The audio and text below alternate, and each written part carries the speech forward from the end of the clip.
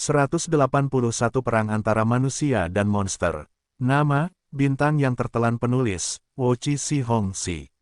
Plus mematikan mengatur ulang, Auto Jet, tanda pagar 1, ikuti jet tempur berbentuk cakram di paling depan. Perintah Luo Feng, setelan hitam yang dikenakan Luo Feng langsung berubah. Tak lama kemudian, setelan itu benar-benar menghilang, memperlihatkan kemeja berkerah putih di dalamnya. Luo Feng melepas kemeja putihnya dan memperlihatkan rompi hitam di dalamnya. Pisau lempar menari-nari saat mereka terbang keluar dari rompi. Gelombang-gelombang mereka dengan cepat berkumpul, membentuk pesawat ulang-alik yang terbang tinggi. Jumlah monster di gerombolan monster laut tidak akan terhitung banyaknya, jadi jaring sutra emasku hanya akan menghalangi, pikir Luo Feng dalam hati. Dia tidak membawa jaring sutra emasnya, karena itu hanya berguna dalam situasi 1 lawan 1. Selaput hitam menutupi seluruh tubuhnya dan dengan cepat berubah menjadi bentuk set seragam tempur. Helm hitam bahkan muncul di kepalanya. Rekan-rekan Dewa Perang, terdengar suara dari jam tangan komunikasi taktis. Saya Li Dawei, 50 detik lagi untuk tiba di garis depan. Ada monster laut yang tak terhitung jumlahnya di depan. Rekan-rekan Dewa Perang yang kuat, silakan masuk ke garis depan dan bantu pasukan dalam menangkis gelombang monster kali ini. Dewa Perang dengan set Dewa Hitam dapat mencoba dan memasuki gerombolan untuk menyerang dari dalam. Kita telah tiba. Setelah mendengar suara ini dari jam tangan komunikasi taktisnya, Luo Feng berkata pelan, tanda pagar 1, buka palka. Huala, palka terbuka. Luo Feng, yang mengenakan seragam hitam di tubuhnya, helm di kepalanya, dan pedang hantu di punggungnya, melangkah ke pesawat ulang-alik yang terbang tinggi dan langsung terbang keluar. Setelah itu, jet otomatis menutup palkanya dan kemudian melayang di udara. Jet tempur dengan cepat mendarat di pangkalan depan di bawah. Pangkalan depan ini menghalangi wilayah Sungai Huangpu. Wilayah ini benar-benar tersumbat oleh sejumlah besar batu-batu besar dan baja yang diperkuat. Sebuah pangkalan militer mini yang terbuat dari baja yang diperkuat dibangun di atasnya. Sejumlah besar cahaya dingin ditembakkan dari meriam besar yang kokoh. Jadi ini gelombang monster tingkat 1. Luo Feng melayang di atas pesawat ulang-aliknya yang terbang sekitar 1000 meter di atas tanah dan benar-benar terpana saat dia melihat ke bawah. Sungai Huangpu adalah jalur penting bagi monster laut yang tak terbatas di Laut Tenggara untuk menyerang daratan utama. Selama puluhan tahun, bertonton monster laut menyebabkan kedalaman dan lebar Sungai Huangpu menjadi lebih menakjubkan daripada sebelum periode Grand Nirvana. Siapa yang tahu berapa banyak monster laut yang menunggu di Sungai Huangpu yang besar? Dan pangkalan militer di sini menyumbat seluruh Sungai Huangpu. Jadi monster tidak bisa lewat. Dan sekarang, gemuruh gelombang-gelombang, seolah-olah langit akan runtuh dan bumi akan hancur, suara tembakan meriam bergemuruh di seluruh area. Monster laut yang padat dari semua jenis menutupi seluruh daratan saat mereka terbang keluar atau merangkak keluar dari dalam Sungai Huangpu. Di dalam monster-monster ini terdapat monster-monster jenis arthropoda yang ganas, monster-monster jenis merangkak yang paling akrab dengan daratan, monster-monster jenis nidaria yang aneh, monster-monster jenis echinodermata, dan monster-monster jenis ikan yang jumlahnya sangat banyak. Monster-monster di laut setidaknya 10 kali lebih mengerikan daripada yang ada di daratan. Pertama, jumlahnya sangat banyak. Kedua, mereka memiliki kemampuan yang sangat aneh. Misalnya, lihat saja monster-monster jenis udang dan kepiting dalam kelompok arthropoda. Sebelum periode Grand Nirvana, ribuan spesies udang dan kepiting yang berbeda telah ditemukan. Jika Anda menghitung yang belum ditemukan, mungkin ada puluhan ribu spesies yang berbeda. Setelah bermutasi, monster-monster jenis udang dan kepiting telah mencapai jumlah yang lebih mencengangkan. Dan ini bahkan lebih terjadi pada jenis-jenis nidaria dan jenis-jenis echinodermata. Sebelum periode Grand Nirvana, manusia telah meramalkan bahwa ada lebih dari 2 juta spesies yang berbeda di laut. Dan sekarang, setelah periode Grand Nirvana, tidak ada yang tahu. Mereka hanya tahu bahwa ada terlalu banyak monster mengerikan dari semua jenis. Apa yang terjadi pada berbagai negara kepulauan saat itu adalah contoh kekuatan mereka, jadi tidak ada negara yang berani meremehkan monster di laut. Astaga, jenis monster apa ini? Luo Feng terperangah. Wus! Tatapan Luo Feng menjadi dingin dan selaput itu langsung menutupi wajahnya, hanya memperlihatkan matanya. Setelah itu, dia terbang ke bawah dengan pesawat ulang-aliknya yang terbang tinggi. Titik. Dari langit, monster-monster itu tampak berdesakan rapat. Setelah menyerbu ke bawah, monster-monster itu tampak lebih tangguh. Sejumlah besar monster jenis ikan dari semua jenis melompat ke ketinggian 20 hingga 30 meter dari sungai Huangpu. Monster jenis ikan yang tampaknya tak terbatas jumlahnya dengan ganas memperlihatkan gigi mereka, yang bahkan dapat menggiling baja yang diperkuat. Luo Feng, Lei Meng, tolong bunuh beberapa monster tipe laut tingkat pemimpin gerombolan di daratan, suara Komandan Li terdengar dari jam tangan komunikasi taktis. Tingkat pemimpin gerombolan, Luo Feng melihat ke bawah. Saat itu juga, ia melihat monster laut raksasa yang panjangnya sekitar 15 hingga 16 meter dengan cangkang kura-kura besar di punggungnya. Bahkan ada beberapa bagian dari cangkang kura-kura raksasa itu yang mencuat keluar dan juga berwarna emas samar. Kepalanya seperti kepala dinosaurus. Tengkoraknya keras dan bahkan menumbuhkan tanduk hitam runcing. Mulutnya yang seperti mata gergaji raksasa menunjukkan kekuatan penghancurnya. Saat ini ia bergerak cepat tanpa henti. Tidak bisa membidik, gerakannya terlalu cepat di sebuah gedung sekitar 1000 meter jauhnya. Salah satu operator meriam laser berkata dengan panik, semua level pemimpin gerombolan ini menjadi pintar. Setelah terkena serangan sebelumnya, tidak ada satupun dari mereka yang berhenti bergerak setelah mendarat di pantai. Tidak peduli seberapa cepat meriam laser itu, tetap saja butuh manusia untuk menekan tombol untuk memerintahkannya.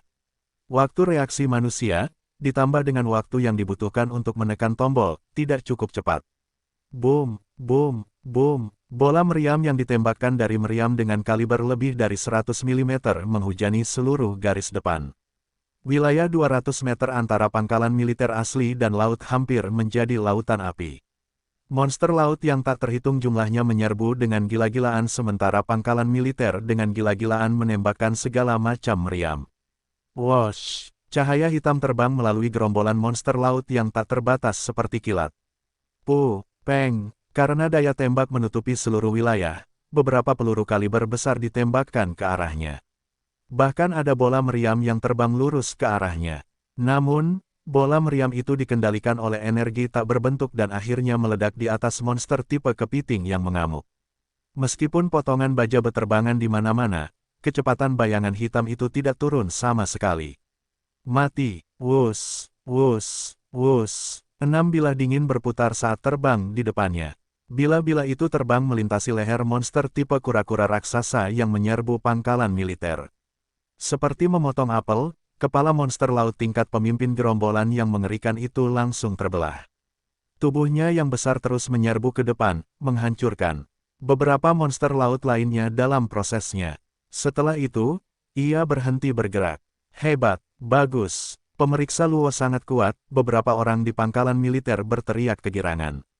Gemuruh, tapi sekarang, monster raksasa yang tampak seperti ular menabrak pangkalan militer. Dinding pangkalan militer bergetar hebat. Dinding itu sudah memiliki beberapa lubang dan retakan di dalamnya, jadi setelah berguncang, sejumlah besar beton jatuh darinya. Dan pada saat yang sama, tanpa suara atau tanda sama sekali, cahaya putih yang menyilaukan melesat keluar dari salah satu menara di pangkalan militer. Itu memberi monster tingkat pemimpin gerombolan besar ini tidak ada kesempatan untuk menghindar karena langsung membakarnya menjadi tidak ada. Meriam laser, namun, saat monster pemimpin gerombolan berbentuk ular menabrak dinding, ia juga melepaskan serangan listrik yang sangat kuat pada saat yang sama. Sebuah baut petir yang bengkok dengan cepat menyebar dan bahkan menyelinap ke dalam pangkalan militer di sepanjang moncong meriam. Baut petir yang mengerikan ini menyebabkan beberapa korban di pangkalan militer. Aku tidak percaya ada begitu banyak monster tingkat pemimpin gerombolan. Luo Feng mengamati sekeliling dan mengunci monster tingkat pemimpin gerombolan lainnya. Wus, bahkan tubuh Luo Feng sendiri cukup kuat untuk mengabaikan tembakan meriam.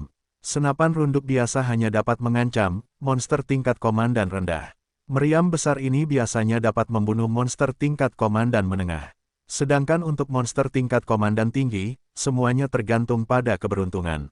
Dan untuk monster tingkat pemimpin gerombolan, mereka hanya dapat mengandalkan meriam laser. Tapi untuk Luo Feng, ketangguhan, set Dewa Hitam, bahkan lebih kuat dari monster tingkat kaisar. Anda biasanya membutuhkan kekuatan benturan yang sangat besar untuk membunuh manusia yang mengenakan set Dewa Hitam dengan mengejutkannya sampai mati. Sama seperti Luo Feng, tidak dapat berbuat banyak terhadap Liao. Karena, set Dewa Hitam dapat menyerap 90% kekuatan benturan dan 10% sisanya menyebar ke seluruh tubuh, yang berarti setiap bagian tubuh dapat membantu menahan kekuatan benturan. Lebih dari 90% meriam laser di pangkalan militer di garis depan digunakan untuk melawan pemimpin gerombolan. Kekuatan sebesar itu, bahkan jika Luo Feng tidak sengaja terkena, itu tidak akan melukainya. Level pemimpin gerombolan ketiga, monster raksasa yang panjangnya sekitar 30 meter menggoyangkan tentakel hitamnya seperti orang gila saat mencoba membunuh Luo Feng. Melawan makhluk raksasa yang tampak seperti gunung kecil ini, Luo Feng menaiki pesawat ulang-aliknya yang melayang dan dengan gesit menghindari serangan tentakel itu berulang kali. Pada saat yang sama, pisau lempar dinginnya melesat ke arah monster tipe gurita ini. Di dalam pangkalan militer, ruang operasi. Di sekelilingnya terdapat hologram 3D yang menampilkan pemandangan pertempuran di luar. Ekspresi Komandan Li Dawei serius. Di sampingnya berdiri pejabat tinggi lainnya di militer. Adapun para dewa perang, mereka telah menuju keluar untuk membantu tentara beberapa waktu lalu untuk menghentikan monster yang mampu menyerbu ke pangkalan militer. Bip bip bip, alarm tiba-tiba berbunyi. Monster jenis ubur-ubur transparan memasuki pangkalan, sistem alarm segera memberikan peringatannya. Pada saat yang sama, hologram 3D di sekitar mereka segera menampilkan gambar. Menggunakan inframerah, mereka melihat ubur-ubur transparan dengan tentakel lunak dalam jumlah besar memasuki bagian luar pangkalan militer. Untungnya, hanya ada sedikit tentara di bagian luar. Pasukan tanda pagar 3, menuju perangkap H-21, Li Dawei langsung memberi perintahnya. Tiba-tiba, gemuruh, gemuruh, gemuruh. Seluruh pangkalan militer berguncang hebat dan orang-orang di ruang operasi kehilangan keseimbangan sebentar. Ada monster laut yang sangat kuat tengah menyerang pangkalan militer kita dari air bawah. Teriak seseorang dengan segera, hidangan pembuka sudah selesai dan sekarang kita bermain sungguhan. Komandan Li Dawei tetap tanpa ekspresi saat dia memerintahkan, dengan pangkalan militer sebagai pusatnya, lemparkan bom napalm ke radius 1000 meter di sekitarnya. Ya, perintah itu dikirim. Seorang lelaki tua yang mengenakan seragam militer di ruang operasi tidak dapat menahan diri untuk bertanya, "Komandan, bukankah terlalu dini untuk melempar bom napalm?" Meskipun monster laut itu kuat, bahkan setelah bermutasi, mereka hanya dapat bertahan di daratan untuk waktu yang singkat. Jika waktu berjalan terlalu lama, mereka akan mati karena kekurangan air. Monster laut membutuhkan air, jadi meskipun bom napalm tidak dapat membakar monster laut ini sampai mati, ia dapat dengan cepat menghabiskan air di tubuh mereka. Jadi, api adalah tindakan yang sangat efektif untuk digunakan melawan monster laut. Tidak terlalu dini, Li Dawei tersenyum tipis, kali ini kita memiliki dewa perang yang tak terkalahkan untuk membantu kita. Kupikir dia tidak memiliki set dewa hitam, tetapi ternyata dia memilikinya. Dewa perang yang tak terkalahkan dengan set dewa hitam memiliki kekuatan yang sangat besar. Hubungi Luo Feng, perintah Li Dawei. Pemeriksa Luo Feng, silakan masuk ke dalam air dan bunuh monster laut besar yang menyerang pangkalan militer kita dari bawah, pinta Li Dawei. Melalui hologram 3D, mereka dapat melihat. Luo Feng dengan seragam hitamnya baru saja membunuh monster jenis Nidaria yang mengerikan. Setelah menerima pesan ini, dia melangkah ke pesawat ulang-aliknya yang terbang tinggi dan dengan suara "Wosh" mengabaikan semua monster laut yang berbeda dan langsung menyerang sungai Huangpu yang agung seperti kilat percikan. Luo Feng menyerbu ke sungai Huangpu. Dengan mata telanjangnya, dia hanya bisa melihat monster laut berbentuk aneh. Ketika kekuatan spiritualnya menyebar, itu menutupi radius 100 meter di sekitarnya. Dalam radius 100 meter ini ada lebih dari 100 jenis monster ikan yang berbeda, dan berbagai monster lain dari berbagai jenis. Mereka pasti banyak sekali. Luo Feng bisa merasakan ancaman yang dimiliki monster laut terhadap manusia. Teruslah menyerbu ke bawah.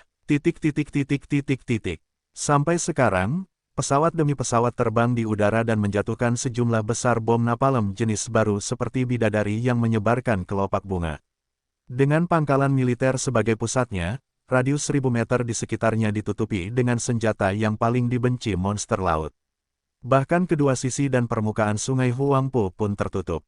Gelombang-gelombang, radius 1000 meter di sekitarnya langsung menjadi lautan api. Tubuh monster tidak takut terbakar. Tapi, air di tubuh mereka menguap dengan cepat.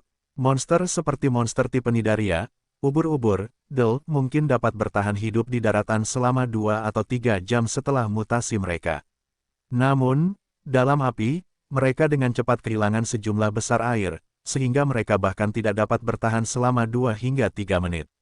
Menurut jenisnya, monster yang berbeda dapat bertahan dalam jangka waktu yang berbeda. Bom napalm ini, bahkan setelah dijatuhkan ke air, terus menyala. Air tidak dapat memadamkannya, tanah juga tidak akan memadamkannya. Berguling-guling di tanah tidak akan menghasilkan apa-apa. Faktanya, melakukan itu hanya akan meningkatkan jumlah api di tubuh Anda. Yang berarti, bahkan jika Anda lolos dari lautan api, Anda akan tetap terbakar. Anda dapat mengatakan bahwa ini adalah senjata yang paling dibenci. Monster laut, tanpa diragukan lagi, di lautan api, kekuatan keseluruhan monster laut turun sekitar 70%. Tetapi meskipun begitu, akan tetap sangat sulit bagi pangkalan militer untuk memblokir serangan ini. Sungai Huangpu, 50 meter di bawah permukaan. Karena monster laut telah berenang di sekitar sini selama puluhan tahun, Sungai Huangpu memang jauh lebih dalam dari sebelumnya. Hanya 3 makhluk besar ini. Di bawah cahaya api di permukaan sungai, Luo Feng, yang berada di dasar sungai, melihat 3 makhluk raksasa di kejauhan dengan sekilas pandang. Yang terpendek dari ketiga makhluk raksasa itu panjangnya sekitar 60 meter. Yang terbesar panjangnya mencengangkan, 90 meter. Jika Anda meletakkannya tegak lurus, tingginya bisa menyaingi tinggi gedung 30 lantai. Satu hal yang sama adalah, mereka semua memiliki tanduk yang tajam. Tanduk tajam di kepala mereka menghantam fondasi pangkalan militer dengan ganas. Setiap kali tanduk tajam mereka menyerang, tanduk itu dapat menembus hingga jarak 7 hingga 8 meter. Hal ini menyebabkan seluruh pangkalan bergemuruh. Namun, tanduk itu tidak dapat menembus lubang yang cukup besar untuk dimasuki tubuh raksasa mereka. Jadi, mereka hanya dapat menyerang berulang kali untuk mendapatkan lebar yang diinginkan, maju beberapa meter, lalu kembali menyerang dengan ganas lagi. Sampai saat ini, mereka hanya bergerak maju sekitar 10 meter. 2 paus pengguncang gunung, dan seekor binatang buas langit yang mengaum. Luo Feng tercengang. Yang terbesar memang binatang buas langit yang mengaum. 2 paus pengguncang gunung lainnya, dilihat dari ukuran tubuh mereka, mungkin monster tingkat pemimpin gerombolan tingkat menengah. Dan binatang buas langit yang mengaum itu, mungkin adalah monster tingkat pemimpin gerombolan tingkat tinggi. Luo Feng saat ini tidak terlalu peduli dengan pemimpin gerombolan tingkat tinggi. Tapi, binatang langit yang mengaum ini, meskipun Luo Feng tahu sedikit tentang monster laut, dia masih tahu cukup banyak tentang monster laut yang sangat mengerikan dan terkenal itu. Monster langit yang mengaum itu memang salah satu monster yang sangat mengerikan itu. Monster langit yang mengaum itu punya kekuatan yang sangat besar. Serangan terkuatnya adalah serangan gelombang suara. Serangan gelombang suara. Luo Feng sedikit mengernyit saat dia segera mengubah perangkat dewa hitamnya menjadi penyumbat telinga dan menyumpal telinganya. Helm hitamnya membentuk lapisan demi lapisan perlindungan di bagian telinganya. Aku harus membunuh binatang langit yang mengaum itu secepat mungkin dan kemudian melenyapkan 2 paus yang mengguncang gunung itu. Luo Feng menginjak pesawat ulang-aliknya yang melayang dan berubah menjadi sambaran petir hitam saat dia menyerang. Fakta bahwa pesawat ulang-alik yang melayang itu menakjubkan tidak dapat disangkal. Bahkan air dapat membantunya melaju lebih cepat. Tidak heran itu adalah harta karun yang bahkan Hong anggap penting. Binatang langit yang mengaum raksasa itu tiba-tiba menoleh dan, tanpa peringatan apapun, segera mengeluarkan suara yang menusuk telinga. Suara itu kemudian menghilang. Bas gelombang-gelombang-gelombang. Sebuah ruang hampa segera meledak keluar dari air sungai di antara binatang buas langit yang mengaum dan Luo Feng. Air sungai di sekitar Luo Feng benar-benar menghilang, dan serangan gelombang suara langsung mengenai Luo Feng. Begitu cepatnya sehingga Luo Feng tidak diberi kesempatan untuk melarikan diri. Serangan gelombang suara yang ditakuti oleh banyak dewa perang itu mengenai Luo Feng. Namun, setelah melewati material khusus yang membentuk set dewa hitam, serangan itu dengan cepat melemah. Dan telinga Luo Feng sangat terlindungi, jadi target serangan, kepala, yang jelas, dengan mudah terhindar dari bencana. Luo Feng hanya merasakan sedikit sakit kepala dan tidak ada yang lain. Dia tidak bisa menahan senyum, set Dewa Hitam memang kuat. Itu dapat menangkis serangan tajam. Itu dapat melemahkan dampak. Itu dapat sangat mengurangi efek gelombang suara. Harta karun misterius yang berasal dari reruntuhan arkeologi tanda pagar 9 ini memang misterius. Wus, setelah menangkis serangan gelombang suara, Luo Feng segera berubah menjadi sambaran petir saat dia menyerang binatang langit raksasa yang mengaum. Namun, saat ini, air sungai di samping Luo Feng mulai bergemuruh dan serangan tak berbentuk menyerang Luo Feng. Wus, wus, wus. 6 bilah melengkung segera terbang melewati air sungai seperti cahaya bulan sekitar 70 hingga 80 meter ke sisi kiri di depannya. Setelah itu, jeritan menyakitkan terdengar. Air sungai bergemuruh dan darah berwarna putih susu menyebar. Monster tipe ubur-ubur transparan benar-benar mencoba menyergap seorang pembaca roh. Kurasa dia sudah lelah hidup, ejek Luo Feng pada dirinya sendiri. Di antara monster laut, ada banyak jenis monster tipe ubur-ubur. Sampai saat ini, 3 jenis yang sama sekali tidak terlihat oleh mata telanjang telah ditemukan. Meskipun mereka menyerang dengan cara yang berbeda, mereka masih dikategorikan bersama sebagai tipe ubur-ubur yang tidak terlihat. Bagi para pejuang manusia, mereka menimbulkan ancaman yang sangat besar. Tetapi bahkan jika Anda tidak dapat melihatnya melalui penglihatan, kekuatan spiritual Luo Feng mendeteksinya sejak lama. Binatang langit yang mengaum, paus yang mengguncang gunung. Luo Feng tampak seperti akan menyembelih beberapa domba saat ia menyerang ke arah 3 monster tingkat pemimpin gerombolan raksasa. Pertempuran antara monster dan manusia ini sama tragisnya seperti biasanya. Itu berlanjut hingga pukul 8 pagi di hari kedua. Meskipun monster laut tidak pernah berhasil melewati pangkalan militer, cukup banyak pemimpin gerombolan yang menyerang sendiri. Gerombolan besar monster laut yang mampu melepaskan listrik, dan gerombolan besar yang mampu menyemburkan racun, dan bahkan gerombolan yang dapat menembakkan gelembung udara, seperti gelombang kejut, segala macam serangan dari segala macam monster laut aneh menyusup ke pangkalan militer, yang menyebabkan cukup banyak korban bagi pasukan manusia. Ruang komando pangkalan militer. Orang-orang berpangkat tinggi dari militer dan para dewa perang yang datang untuk membantu berkumpul di sini. Semua orang dalam suasana hati yang baik. Terima kasih, semuanya. Kami berhasil bertahan melawan gelombang monster laut. Dalam waktu setengah tahun, monster laut mungkin tidak akan melancarkan serangan dalam skala seperti itu, Komandan Li Dawei dalam suasana hati yang sangat baik. Meskipun kerugiannya besar, kerugian mereka tidak seberapa dibandingkan dengan kerugian di masa lalu.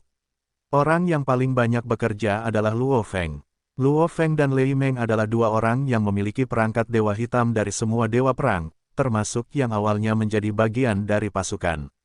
Dan meskipun Lei Meng kuat, monster laut dapat melarikan diri setelah mereka kalah. Jadi meskipun Lei Meng dapat mengalahkan pemimpin gerombolan, sangat sulit baginya untuk membunuh mereka. Namun Luo Feng berbeda, dengan satel dan bilah pisaunya yang terbang tinggi, pemimpin gerombolan mana yang dapat melarikan diri dari kecepatan seperti itu. Mereka semua tewas, dan pertempuran ini, Lei Meng membunuh 2 pemimpin gerombolan. Dia juga melawan beberapa dari mereka selama saat-saat kritis, yang sangat membantu pasukan. Luo Feng membunuh 15 pemimpin gerombolan. Rekan-rekan dewa perang, jual semua material monster kalian ke aliansi SDM kami. Seorang lelaki tua tertawa di ruang komando.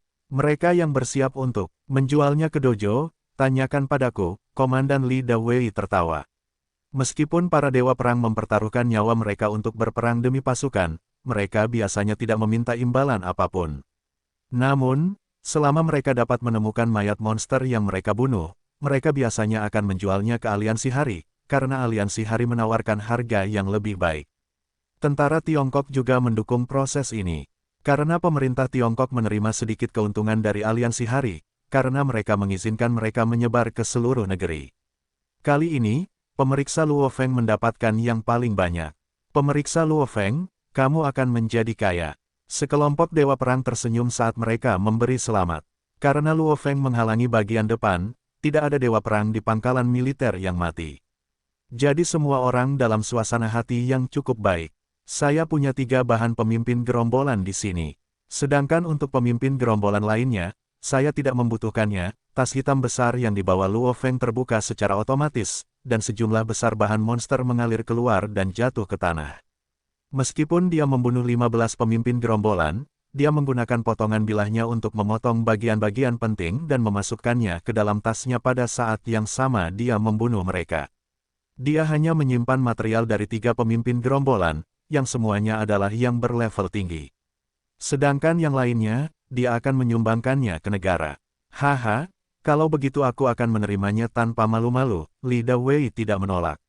Komandan Li, kamu sama sekali tidak rendah hati, seorang dewa perang yang kuat mulai tertawa di sampingnya.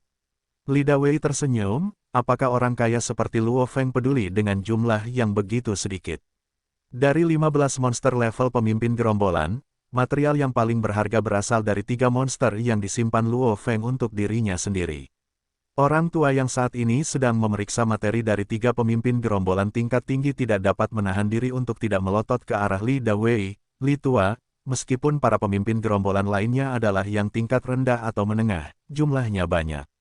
Saya perkirakan totalnya akan mencapai 30 miliar. Seorang pemimpin gerombolan tingkat rendah berkisar antara 500 juta minus 3 miliar di aliansi hari. Seorang pemimpin gerombolan tingkat menengah berkisar antara 1,5 miliar minus 9 miliar. Dari 12 yang dibunuh Luo Feng, kebanyakan dari mereka adalah pemimpin gerombolan tingkat rendah dan bukan pemimpin gerombolan tingkat menengah, jadi totalnya memang akan mencapai sekitar 30 miliar. Binatang langit yang mengaum, naga ular berkepala 9, orang tua yang sedang memeriksa materi itu terperangah. Binatang langit yang mengaum adalah pemimpin gerombolan tingkat tinggi yang sangat mengerikan. Mereka bahkan lebih kuat daripada naga berlapis baja. Karena mereka berdua berada di laut, lebih sulit untuk membunuh mereka. Saya akan mengambil keduanya seharga 20 miliar. Sedangkan yang ini, saya akan mengambil 12 miliar. Totalnya, 52 miliar dolar Cina, lelaki tua itu tersenyum. Oke, angguk Luo Feng.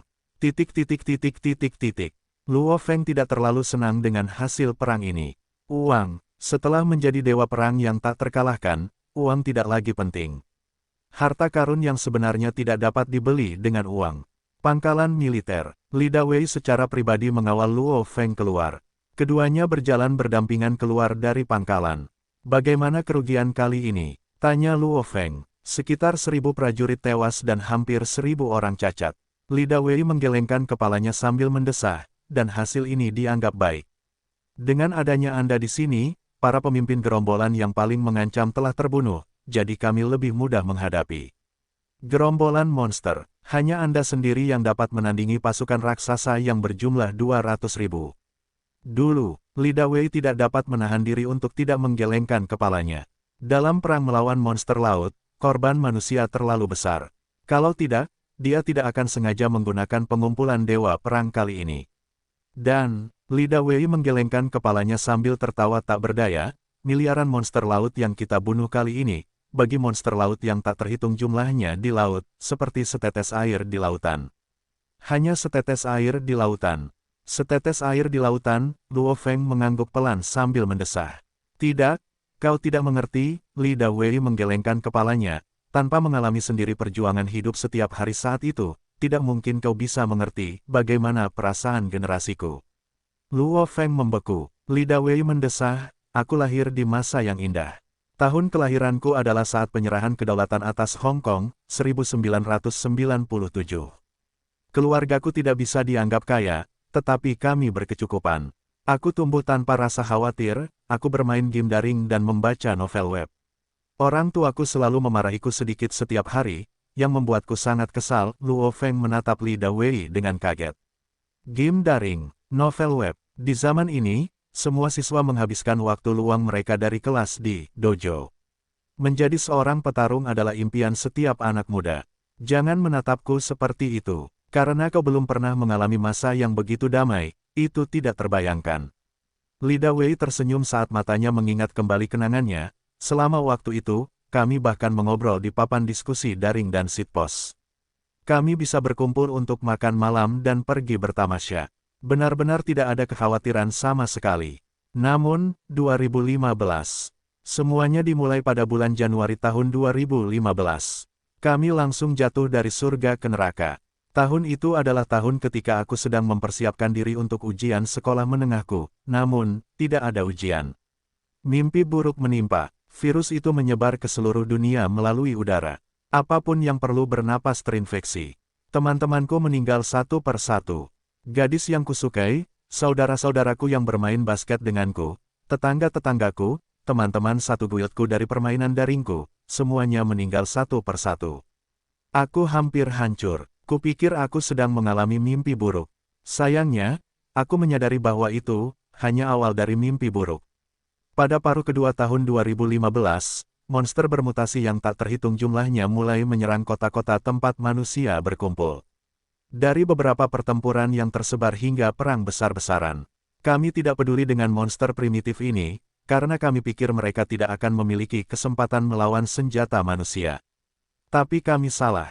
Bencana yang sebenarnya dimulai. Kota-kota diserbu dan manusia mulai berlari untuk menyelamatkan diri. Hampir 6 tahun penuh berlari. Saya melewati malaikat kematian beberapa kali. Saya berjuang untuk hidup saya setiap saat, karena kegagalan berarti kematian. Karena itu, saya harus bertahan. Dari seorang pemuda sederhana yang tidak pernah mengalami rasa sakit, menjadi seorang pejuang yang kejam dan berpengalaman. Suara Lida Wei menjadi rendah. Dalam 6 tahun itu, saya menyaksikan ayah saya mati untuk saya.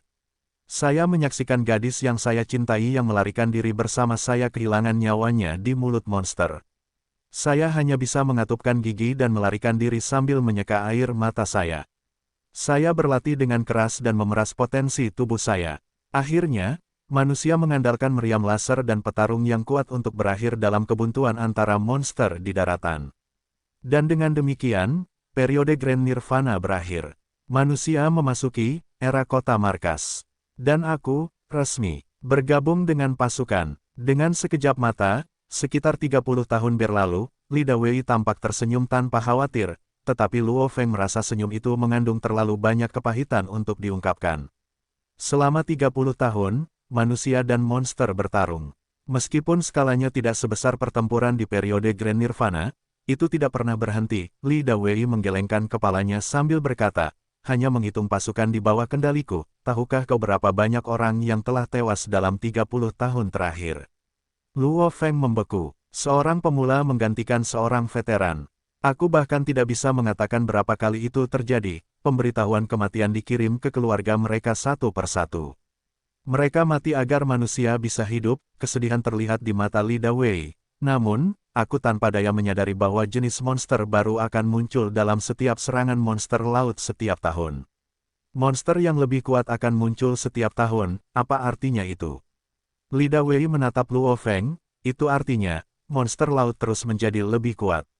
Aku takut, aku sangat takut, air mata hampir tidak terlihat di mata Lida Wei. Manusia tidak akan pernah bisa menyerang, dan monster di laut dapat terus berevolusi dan menjadi lebih kuat. Aku takut akan ada hari, manusia akan punah. Hati Luo Feng membeku. Namun, agar monster laut menyerang manusia, mereka harus melewati sungai untuk menyerang daerah pedalaman, jadi, aku akan mendedikasikan hidupku untuk menghalangi mereka. Aku pasti tidak akan membiarkan mereka maju 1 milimeter pun. Semakin jauh mereka terhalang dari daratan, semakin besar penyangga yang dimiliki kota markas.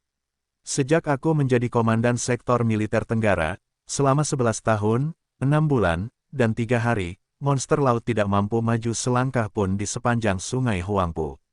Saat Luo Feng mendengar ini, detak jantungnya bertambah cepat. Dari lubuk hatinya, dia benar-benar mulai menghormati senior di depannya. Karena pengorbanan mereka, orang-orang muda seperti dia diizinkan untuk tumbuh di kota-kota markas dengan damai.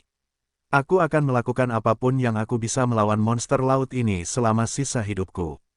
Yang aku inginkan, adalah agar cucu-cucuku di masa depan memiliki masa depan, memiliki harapan. Kata Lida Wei lembut, masa depan, dan harapan. Ya, jika kota-kota markas diserang lagi, apakah generasi mendatang akan memiliki harapan? Luo Feng, Lida Wei dengan lembut menepuk bahu Luo Feng, di zaman ini, manusia hanya dapat mengandalkan 2 kartu truf untuk bertahan hidup. Satu adalah, meriam laser, berteknologi tinggi, dan satu adalah kekuatan seorang pejuang, petarung sekuat, Hong, agar manusia bisa bertahan hidup, mereka bisa menciptakan senjata yang lebih kuat dari meriam laser saat ini. Atau, petarung pamungkas lain seperti Hong dan Dewa Petir bisa muncul. Atau bahkan petarung yang melampaui Hong dan Dewa Petir. Lida Wei menatap Luo Feng, saat aku masih muda, tidak ada yang mengajariku apapun. Karena itu, aku menempuh jalan yang salah. Aku adalah dewa perang tingkat menengah, tetapi ini adalah batasku. Aku tidak punya harapan untuk berkembang, tapi kau berbeda. Usiamu bahkan belum 20 tahun. Luo Feng, eksistensi yang melampaui tingkat dewa perang dapat dibandingkan dengan pasukan sejuta orang. Dan, Hong dan Dewa Petir, bahkan lebih kuat, membuat mereka tak tertandingi. Manusia sekarang dapat hidup damai di kota-kota markas karena Hong pergi untuk bernegosiasi dengan monster tingkat kaisar yang tak terhitung jumlahnya di daratan. Jadi, satu Hong lebih berharga dari seluruh militer suatu negara. Kuharap kau dapat mencapai level itu, atau bahkan melampaui level itu. Saat ia melihat jet otomatis Luo Feng terbang menjauh, Lida Wei memasang ekspresi rumit saat ia bergumam. Pelan pada dirinya sendiri, aku sudah tua, dan Luo Feng, masa depanmu tidak terbatas. Pikiran Luo Feng menjadi kacau karena kata-kata yang diucapkan Lida Wei kepada Luo Feng di pangkalan militer Sungai Huangpu. Ia berlatih seperti orang gila di masa lalu terutama demi orang tua dan saudaranya. Sejak ia menjadi dewa perang yang tak terkalahkan, meskipun ia masih bekerja keras, ia tidak lagi memiliki banyak tekanan, musuh, Liao. Sudah lama tidak peduli padanya, keluarga. Mereka baik-baik saja, uang. Saat ini, uang tidak banyak berfungsi, kewenangan. Bahkan para pemimpin dan kepala organisasi, keluarga, dan tentara semuanya bersemangat saat berhadapan dengannya. Ayah, Ibu, Sektor Ming Yue. Luo Feng berjalan masuk ke rumahnya. Kau kembali, sarapan sudah siap untukmu. Pembantu, teriak ayahnya yang sedang membaca. Kakakmu sedang jogging di luar. Sejak kakinya pulih, dia suka sekali jogging. Senyum ayahnya cerah. Oh ya, Feng, kapan kamu berencana menikah? Satu-satunya hal yang ingin ibumu dan aku lakukan adalah memeluk cucu-cucu kita. Luo Feng duduk di depan meja makan. Dia minum bubur panas dan mendengarkan ayahnya. Tiba-tiba, dia merasa seperti dia sangat bahagia. Para prajurit di pangkalan militer menyerahkan nyawa mereka dalam pertempuran sehingga warga sipil di kota-kota markas dapat hidup dengan damai. Mungkin, inilah sebabnya Komandan Lida Wei dan banyak prajurit bekerja keras. Hei, Wei, dia duduk di lantai ruang pelatihan sambil tersenyum sambil memegang ponselnya. Apa, kamu akan bepergian dengan pacarmu musim panas ini? Romantis sekali, ya, baiklah. Namun, aku tidak punya banyak waktu sekarang, karena aku masih harus keluar di akhir bulan. Sampai jumpa nanti. Baiklah, sampai jumpa. Wajah Luo Feng dipenuhi dengan senyuman. Wei juga menjalani kehidupan yang baik. Orang tuanya juga bahagia dan hubungan saudaranya berjalan dengan baik. Luo Feng teringat kata-kata yang diucapkan Komandan Lida Wei, yang aku inginkan, adalah agar cucu-cucuku di masa depan memiliki masa depan, memiliki harapan. Masih ada masa depan, masih ada harapan. Gumam Luo Feng pada dirinya sendiri, aku juga ingin orang tuaku menikmati sisa hidup mereka. Aku juga ingin saudaraku menikah dan memiliki anak dan berkeluarga. Aku tidak ingin semua ini dihancurkan oleh gerombolan monster. Aku ingin generasi mendatang memiliki harapan. Pada saat ini Luo Feng bertekad seperti sebelumnya. Aku juga ingin mengejar batas-batas kehidupan dan melampaui batas-batasku. Menjadi seorang wakil, seorang ketua, dan bahkan lebih berkuasa dari mereka. Teruslah melampaui. Aku juga ingin menjadi seperti Hong, dan menggunakan kekuatanku sendiri untuk membuat gerombolan monster di daratan gemetar. Aku juga ingin agar generasi mendatang memiliki masa depan dan harapan. Mata Luo Feng dipenuhi dengan tekad. Kerja keras, maju terus, melampaui. Ketika aku menutup mata untuk terakhir kalinya ketika aku mati, aku tidak ingin menyesal karena aku tidak bekerja cukup keras di masa lalu. Setelah pembersihan jiwa kali ini, keyakinan Luo Feng menjadi lebih kuat dari sebelumnya. Sepanjang bulan September, Luo Feng mendedikasikan dirinya pada teknik pedang, teknik, tingkat kebugaran, katalog dewa surgawi, dan hal-hal lain yang harus dia latih. Dedikasinya, alih-alih membuatnya merasa bosan, membuatnya merasakan kegembiraan yang datang dari lubuk hatinya yang terdalam. Genetika tubuhnya mulai menyempurnakan diri. Kekuatannya meningkat lagi dan lagi. Perubahan fisik pada tubuhnya ini membuatnya merasa hebat. Memaksa dirinya untuk berlatih akan menghasilkan hasil yang lebih buruk. Jika dia menikmati latihannya dan merasa menjadi makhluk yang lebih kuat, tingkat peningkatannya menjadi mengkhawatirkan. Fajar tanggal 29 September saat Luo Feng menguji dirinya sendiri, dan kekuatan tinjunya mencapai 258.103 kg, yang berarti lebih dari 256.000 kg. Dia telah resmi melangkah ke tingkat kebugaran tingkat Dewa Perang tingkat lanjut.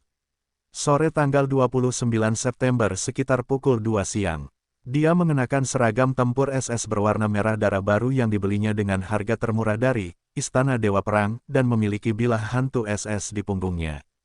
Tubuh Luo Feng tampak seperti permata yang dipoles.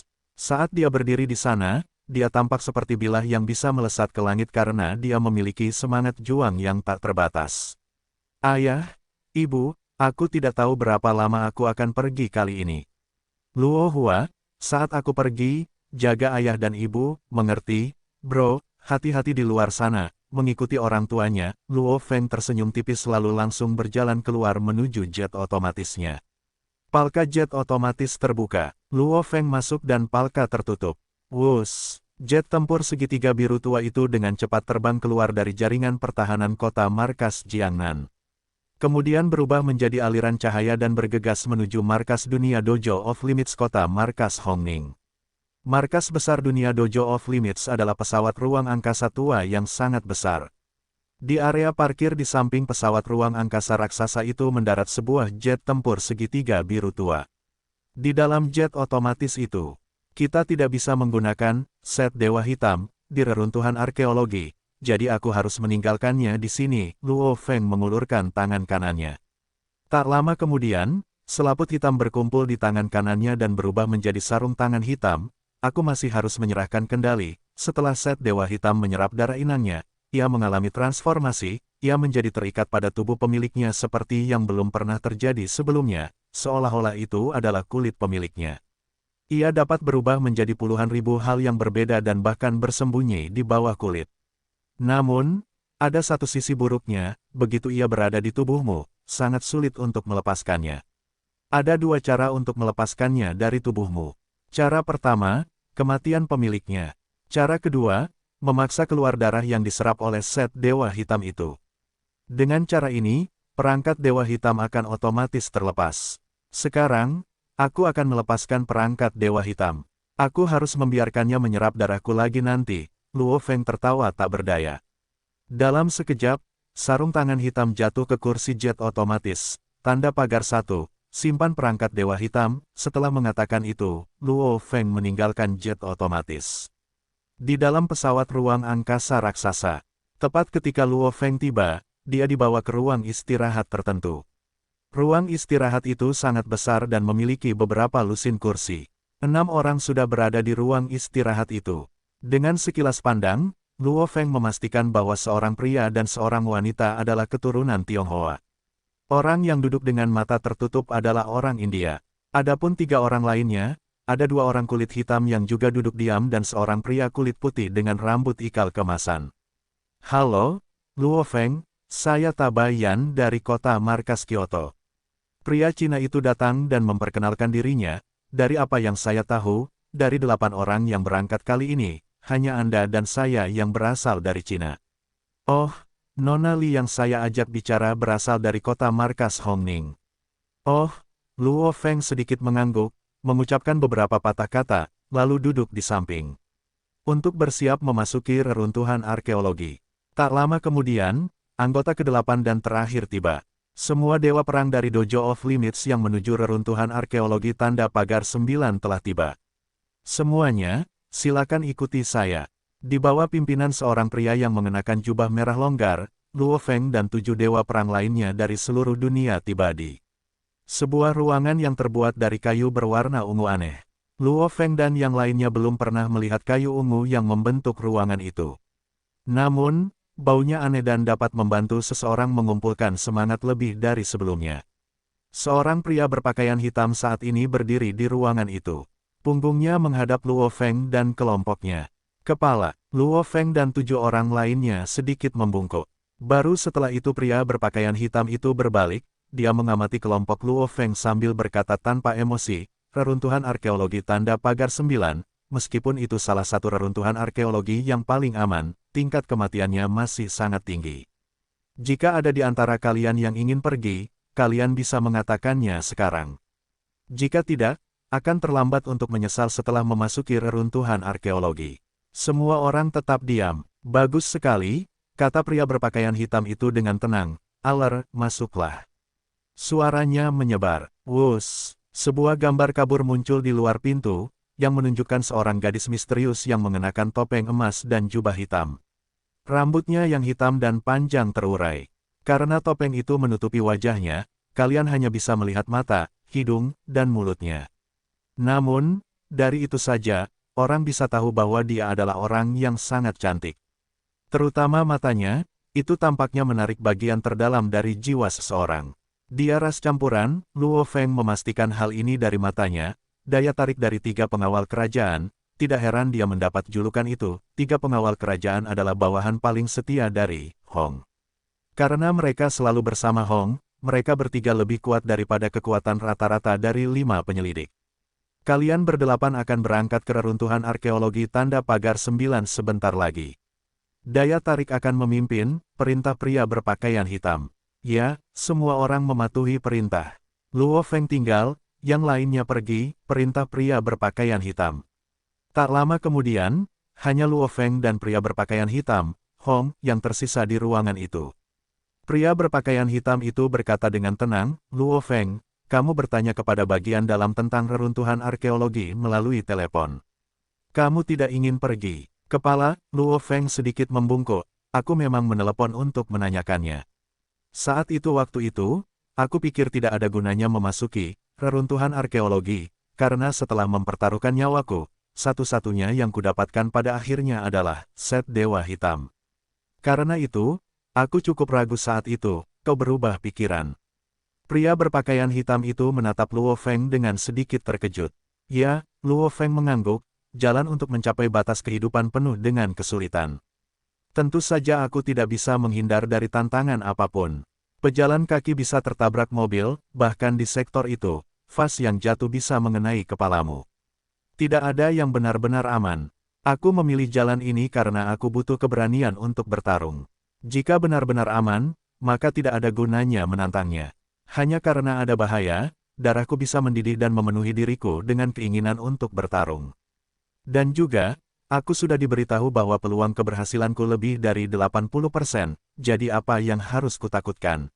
Mata Luo Feng berbinar, pria berpakaian hitam itu melihat dan mengangguk pada dirinya sendiri. Pemuda di depannya ini berbakat, tetapi untuk menjadi benar-benar sukses, bakat saja tidak cukup. Pemuda ini, dibandingkan dengan terakhir kali dia melihatnya, setidaknya memiliki semangat juang 2 kali lipat. Semangat juang yang mengalir deras yang tampaknya telah dipalu berulang kali. Jika Anda benar-benar ingin menembus batas kehidupan dan menjadi petarung terkuat di bumi, maka Anda membutuhkan semangat juang yang tak terhentikan yang tidak mau menyerah pada apapun. Bagus. Yang ingin saya katakan adalah, meskipun pembaca roh tingkat Dewa Perang tingkat lanjut, yang memasuki reruntuhan arkeologi tanda pagar 9 telah gagal, tidak ada dari mereka yang mati, kata pria berpakaian hitam itu. Jantung Luo Feng berdebar kencang. Tidak heran Hong ingin dia pergi, seolah Hong tahu tidak akan ada yang salah. Tentu saja, hampir tidak ada pembaca roh tingkat Dewa Perang tingkat lanjut sejak awal, jadi kami tidak memiliki cukup data untuk benar-benar menjamin keselamatan Anda, kata pria berpakaian hitam itu, bergabunglah dengan kelompok itu. Ya, kepala, Luo Feng segera pergi. Wus, sebuah jet otomatis tingkat alam semesta saat ini melayang di udara dengan kecepatan yang luar biasa. Di dalamnya memang ada pengawal kerajaan Aler dan 8 dewa perang. Kalian bisa memanggilku Nyonya Perwakilan saja. Rasanya sangat nyaman mendengarkan suara Aler, tujuan kami adalah reruntuhan arkeologi tanda pagar 9. Reruntuhan arkeologi tanda pagar 9 berada di kedalaman hutan hujan Amazon di Amerika Selatan dan merupakan salah satu reruntuhan arkeologi yang lebih aman.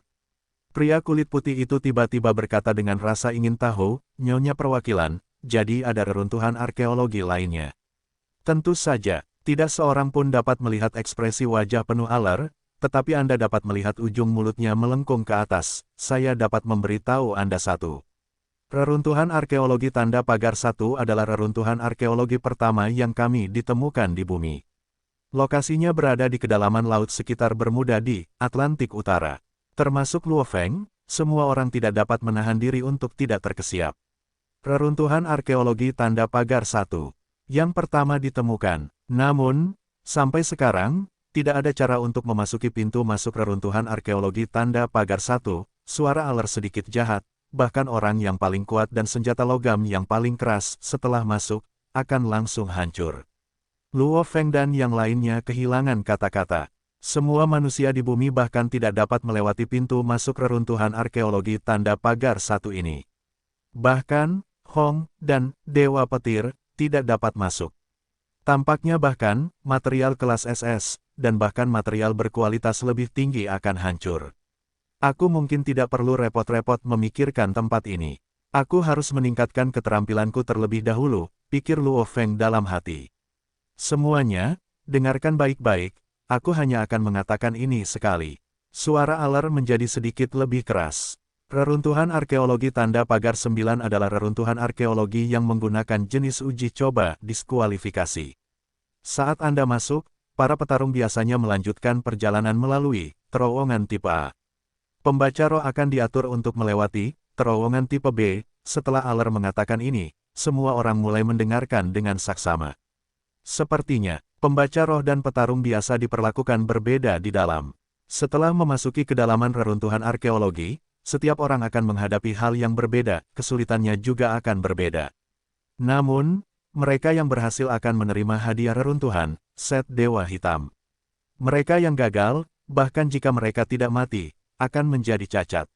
Aler tiba-tiba berdiri dan menghadap ke area kendali jet otomatis tingkat alam semesta, perintah, reruntuhan tanda pagar 9, bunyi bip. Wus, wus, wus. 8 lampu merah terbang keluar dari jet otomatis dan melesat ke arah Luo Feng dan jam tangan komunikasi taktis dewa perang lainnya di pergelangan tangan mereka. Kelompok itu menjadi bingung. Jangan panik, sisi mulut aler sedikit melengkung ke atas, seolah-olah dia akan tertawa. Ada kata-kata di dalam reruntuhan arkeologi tanda pagar 9. Namun, bahasa-bahasa itu berbeda dari bahasa apapun di bumi, kata aler. Jika Anda tidak mengerti apa yang dikatakan dan tidak dapat membaca kata-kata di reruntuhan, Anda akan membuang banyak waktu. Awalnya, tidak ada yang mengerti kata-kata ini. Ada dewa perang yang menghabiskan 7 bulan penuh sebelum keluar.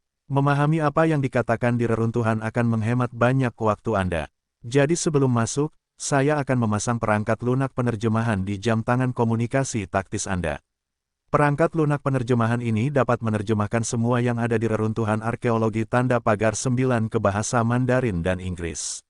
Setelah kalian keluar, saya akan bertanggung jawab untuk menghapus perangkat lunak terjemahan reruntuhan arkeologi tanda pagar 9 ini. Setelah 5 menit, proses instalasi selesai. Amerika Selatan, hutan hujan Amazon.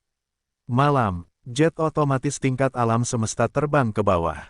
Kemudian perlahan turun, hua. Pintu terbuka, Luo Feng dan 7 dewa perang lainnya serta aler berjalan keluar bersama. Di sekitar mereka ada hutan yang ujungnya tidak terlihat. Beberapa monster juga terlihat, tetapi tidak ada yang berani mendekat. Suara cici terdengar, dan tanah di tanah mulai bergemuruh. Tanah tiba-tiba terbelah menjadi 2 saat terpisah dan memperlihatkan terowongan menuju area bawah tanah selebar 5 meter, BIP. Lift abu-abu keperakan benar-benar naik ke permukaan. Pintu lift terbuka dan seorang lelaki tua mengenakan jubah merah keluar. Perwakilan aler, lelaki tua berjubah merah itu sedikit membungkuk. Oke, aler melihat ke arah Luo Feng dan 7 orang lainnya saat sisi mulutnya sedikit melengkung ke atas. Baiklah, cepat masuk dan kemudian masuk ke reruntuhan arkeologi. Kalian masing-masing akan menghadapi hal yang berbeda. Saya harap kalian semua bisa keluar hidup-hidup. Setelah itu, perwakilan aler langsung terbang ke jet otomatis tingkat alam semesta, yang dengan cepat terbang menjauh. Semuanya, harap bergegas. Reruntuhan arkeologi tanda pagar 9 hanya akan dibuka tahun ini selama 2 jam lagi. kata lelaki tua berjubah merah itu mengingatkan, 2 jam terakhir. Sepertinya kau hanya bisa memasuki reruntuhan arkeologi tanda pagar 9 ini pada waktu-waktu tertentu, pikir Luo Feng dalam hati. Pada saat yang sama, ia tetap diam saat memasuki lift abu-abu keperakan bersama 7 petarung dewa perang kuat lainnya. Pria tua berjubah merah itu menekan tombol. Bunyi bip, pintu lift tertutup dan lift abu-abu keperakan itu mulai turun. Cici gelombang-gelombang, pintu lift itu segera tertutup dan kedalaman hutan hujan Amazon kembali sunyi. Meski begitu, tak satu pun dari berbagai monster yang berkeliaran di hutan hujan Amazon berani mendekati tempat ini. Hua, pintu lift terbuka. Yang muncul di depan mereka adalah lorong hitam yang ditempa dari logam paduan. Ada lampu di sepanjang lorong itu. Semuanya, selamat datang di pangkalan perkemahan manusia di reruntuhan arkeologi tanda pagar 9, pria berjubah merah itu berbicara bahasa Mandarin dengan fasih, lalu melanjutkan dengan bahasa Inggris yang fasih. Saat ini, kami sedang terburu-buru, jadi aku tidak akan melanjutkan. Semuanya, silakan ikuti aku. Pria berjubah merah itu berjalan di depan dan 8 orang lainnya mengikuti di belakang. Ada 9 pos pemeriksaan di sepanjang lorong hitam itu. Akhirnya, mereka tiba di lobi kosong yang lebarnya sekitar beberapa ratus meter. Ada hampir 100 orang dari seluruh dunia berkumpul di lobi dan sebagian besar dari mereka berada di depan komputer. Selamat datang, para dewa perang. Para dewa perang, kami akan berdoa untuk keberhasilanmu. Ayo, kami akan menyambut sesama dewa perang saat mereka kembali. Kami akan minum sampanye yang benar-benar luar biasa. Berbagai anggota di pangkalan bawah tanah itu tampak terlalu bersemangat. Namun, Luo Feng dan 7 orang lainnya tetap diam. Pria tua berjubah merah itu tersenyum di samping, abaikan saja orang-orang ini. Mereka semua sudah tinggal di sini terlalu lama, jadi mereka agak bersemangat saat melihat orang luar. Baiklah, apakah kalian berdelapan sudah siap? Dia mengatakannya dalam bahasa Mandarin dan Inggris. Luo Feng dan 7 orang lainnya tetap diam. Mereka hanya menatapnya. Bagus sekali. Buka pintu masuknya, teriak pria tua berjubah merah itu dengan keras. CRAACK gelombang-gelombang. Bagian berbentuk lengkung dari dinding paduan di depan lobi terbelah dan memperlihatkan terowongan melingkar. Apa? Astaga! 8 dewa perang yang tetap diam sepanjang waktu menatap terowongan bundar itu dengan kaget. Bahkan mata mereka dipenuhi dengan keterkejutan total. Luo Feng juga tidak bisa menyembunyikan keterkejutannya. Ketika terowongan pertama kali mulai terbuka, 2 hingga 3 meter pertama masih terbuat dari logam paduan. Namun, lebih jauh ke dalam, ada warna coklat tua yang aneh, seolah-olah cabang pohon demi cabang pohon diikat bersama untuk membentuk terowongan ini. Di ujung terowongan sebenarnya ada cermin yang terus-menerus memancarkan cahaya. Itu mungkin cermin. Teruslah maju melalui terowongan dan masuki cermin yang memancarkan cahaya itu. Itu sebenarnya bukan cermin, tetapi pintu masuk ke reruntuhan arkeologi tanda pagar 9. Begitu kalian masuk, tidak akan ada jalan kembali. Dewa perang, aku berdoa agar kalian bisa keluar hidup-hidup. Lelaki tua berjubah merah itu menatap Luo Feng dan 7 dewa perang lainnya. Orang-orang di lobi yang kosong juga menatap Luo Feng dan 7 lainnya. Setelah masuk, hidup mereka akan diserahkan pada takdir. 8 dewa perang itu terdiam beberapa saat. Semuanya, Luo Feng berjalan menuju terowongan, aku akan masuk duluan. Masuk, maju, dengan Luo Feng di depan, para dewa perang lainnya juga memasuki terowongan satu persatu. CRAACK gelombang-gelombang, dinding paduan di belakang mereka tertutup. Tidak ada jalan kembali. Setelah menginjak cabang-cabang pohon berwarna coklat tua yang membentuk terowongan aneh itu, tercium bau aneh. Luo Feng menciumnya, bau ini berasal dari cabang pohon ini. Kok baunya seperti set dewa hitam? Hanya setelah dewa hitam itu menempel padamu, kau dapat mencium cahayanya, namun tidak pernah memudar. Cermin yang bersinar, apakah pintu masuk ke reruntuhan arkeologi? Luo Feng melihat ke depannya. Saudara Luo Feng, semoga beruntung, teriak Tabayan di sampingnya. Semoga beruntung juga untukmu. Luo Feng tertawa dan kemudian melangkah maju ke cermin yang bersinar itu tanpa ragu-ragu. Seolah-olah itu adalah permukaan air, cermin itu dengan mudah menelan Luo Feng. Aku akan pergi berikutnya. Pria hitam itu berbicara dalam bahasa aslinya, menggertakkan giginya, dan kemudian melangkah ke cermin bundar itu. Satu persatu, ke-8 orang itu masuk. Ini adalah lobi hitam. Bagian depan lobi berbentuk setengah lingkaran. Seluruh lobi itu lebarnya beberapa ratus meter. Cahaya yang indah bersinar dari langit-langit lobi hitam itu, menyebabkan seluruh lobi itu tampak seperti mimpi. Ini adalah reruntuhan arkeologi tanda pagar 9. Luo Feng berdiri di dalam lobi dan melihat sekelilingnya. Wajahnya sedikit berubah, di mana yang lainnya. Pada saat yang sama, Tabayan dan para dewa perang lainnya juga muncul di lobi hitam mereka sendiri. Lobi-lobi hitam ini persis sama. Persis seperti yang Anda harapkan dari reruntuhan arkeologi. Tepat saat saya melangkah masuk, semuanya kabur, lalu saya muncul di lobi ini. Saya bahkan terpisah dari yang lain. Tabayan melihat sekelilingnya dengan rasa ingin tahu. Meskipun mengatakan itu, mereka semua tahu bahwa setiap dewa perang akan menghadapi hal-hal yang berbeda dengan kesulitan yang berbeda di dalam reruntuhan bahkan sebelum masuk. Tiba-tiba, cahaya yang indah menyelimuti Tabayan. Suara rumit terdengar di lobi. Untungnya ada perangkat lunak penerjemah. Tabayan menundukkan kepalanya dan melihat jam tangan komunikasi taktisnya. Hanya 2 detik kemudian, jam tangan komunikasi taktis itu memberikan terjemahannya. Silakan masuk ke terowongan tipe A. Setelah itu, beberapa kata muncul di layar jam tangan komunikasi taktis yang sesuai dengan terjemahan bahasa reruntuhan kuno. Lobi hitam itu saat ini bergemuruh perlahan.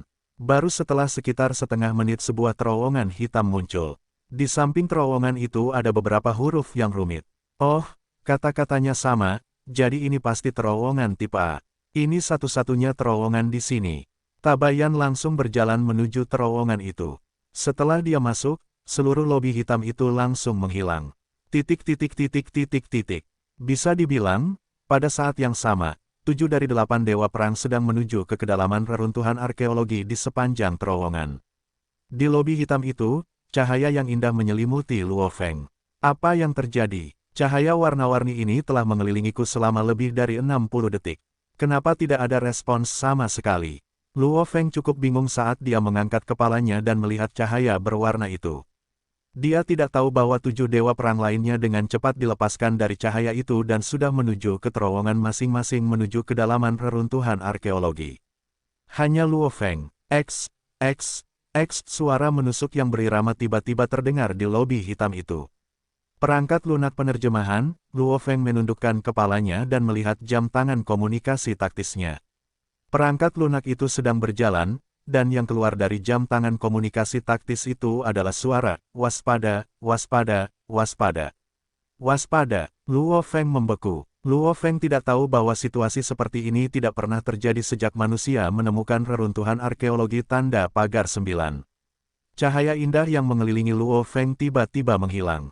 Pada saat yang sama, kristal setebal jari melesat turun dari dinding lobi hitam itu.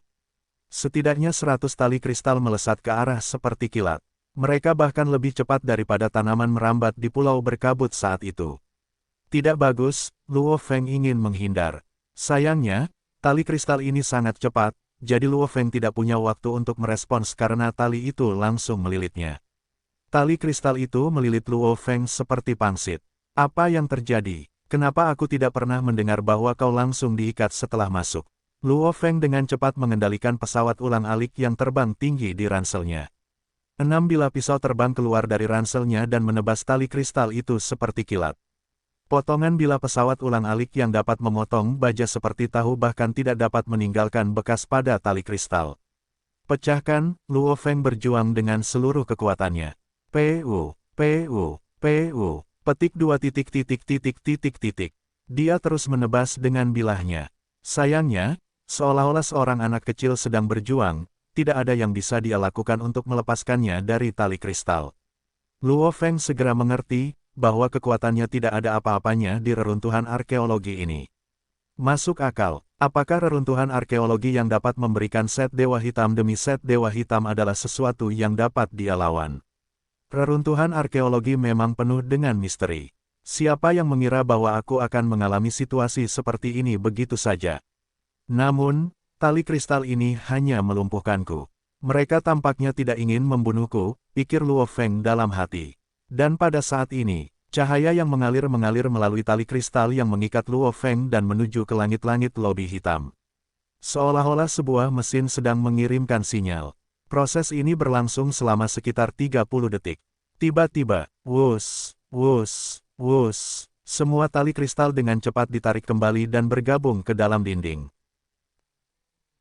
Serangkaian kata bergema di lobi hitam. Luo Feng melihat ke bawah ke arah jam tangan komunikasi taktisnya. Kata-kata yang rumit muncul di layar jam tangan komunikasi taktis. Pada saat yang sama, jam tangan itu berbicara dalam bahasa Cina.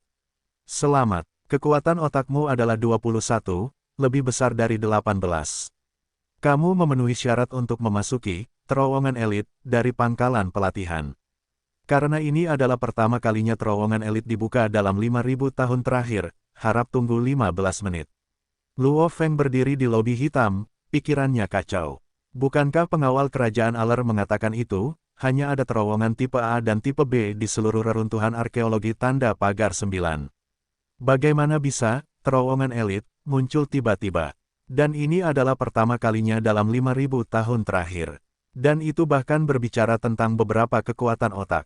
Apa itu kekuatan otak? Luo Feng bingung, kekuatan otakku 21, lebih besar dari 18. Sepertinya kekuatan otak 18 adalah batas bawah kualifikasi. Dari kata-kata reruntuhan arkeologi ini, sepertinya tidak ada seorang pun dari semua dewa perang yang telah masuk sejauh ini yang mampu memasuki terowongan elit ini. Apakah ini baik atau buruk? Bagian baiknya adalah, terowongan elit, berbeda dari terowongan tipe A dan tipe B yang asli, jadi mungkin ada hadiah yang tidak terduga. Bagian buruknya adalah, begitu dia memasuki terowongan elit, pengalaman para petarung sebelumnya tidak akan membantu. Karena ini adalah pertama kalinya terowongan itu dibuka dalam 5.000 tahun terakhir, tidak ada yang tahu apa yang akan terjadi setelah memasuki terowongan elit ini. 15 menit pasti butuh waktu lama untuk berlalu. Tidak ada sinyal sama sekali di jam tangan komunikasi taktisku. Sepertinya kau tidak dapat terhubung dengan dunia luar di dalam reruntuhan itu. Luo Feng melirik jam tangannya. Namun, dia tidak terkejut. Jika dunia luar dapat terhubung dengan orang-orang di reruntuhan itu, maka Dojo of Limits, Thunder Dojo, Del, akan tahu lebih banyak tentang reruntuhan arkeologi itu. Waktu berlalu dengan lambat, Luo Feng menunggu dalam diam.